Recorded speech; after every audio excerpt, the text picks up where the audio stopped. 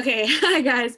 We're going to be talking about resolving negotiation, interest disputes, and the use of economic pressure through this entire chapter. Each of us are going to be kind of going over our different parts of ways that negotiation is resolved through either third-party neutrals, through strikes, through national emergencies, and an example of how this has worked. So, first, I'm going to be talking about resolving with third parties.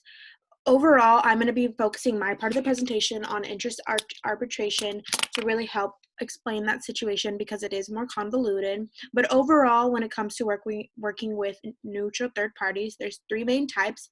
That's going to be mediation, fact-finding, and interest arbitration. There's also alternative methods that are employed sometimes that have their different pros and cons. But like I said, mostly through this presentation, I'm going to focus on interest arbitration. So if you go to interest arbitration, so as we've talked about in class, arbitration is a legally binding process. Those come into the arbitration hearing, each bargaining party, they say their case, and the arbitrator will make a decision. There's different ways that they're going to make a decision, and that's how you'll see.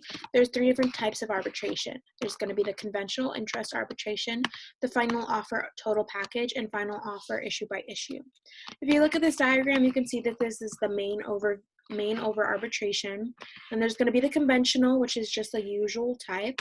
Then there's going to be the final offer arbitration, which means that they will refer to, the arbitrator will decide based off of the bargaining party's proposals. And you can break it down to by package, which means the entire dispute, or by issue, which means each issue of the entire dispute. So first, like I said, is the conventional interest arbitration. This is when the arbitrator is given the most authority and flexibility as they can make the final proposal and impose it.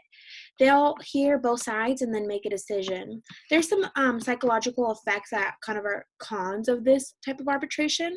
So this is called the chilling effect, and it's when it's hardening in position.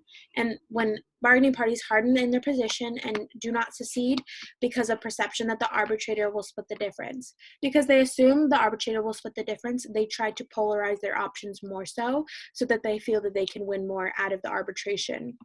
The second effect is going to be the narcotic effect, and this is the idea that more use of the conventional arbitration method will lead to the likely continuance of more arbitration. This is when the bargaining parties feel less responsibility for the arbitration outcomes, and so they rely on just arbitrating every single dispute. So the next type of arbitrations are going to be final offer total package arbitrations. This is when the arbitrator must select either party's proposals on all issues. This is kind of seen as the winner takes all. So each bargaining party will come with their packages and their proposals. The arbitrator will listen. They will most likely come to a decision in their head what they think is correct, and then they will choose which package most closely represents what they think is right. This type of arbitration incentivizes bargaining parties to actually voluntarily come to an agreement so that they don't risk losing everything. Because as I said, it's a winners take all. The loser wins nothing. The next is going to be the final offer issue by issue arbitration. This is when the arbitrator is restricted to choose from one of those parties' proposals on every separate issue of the dispute.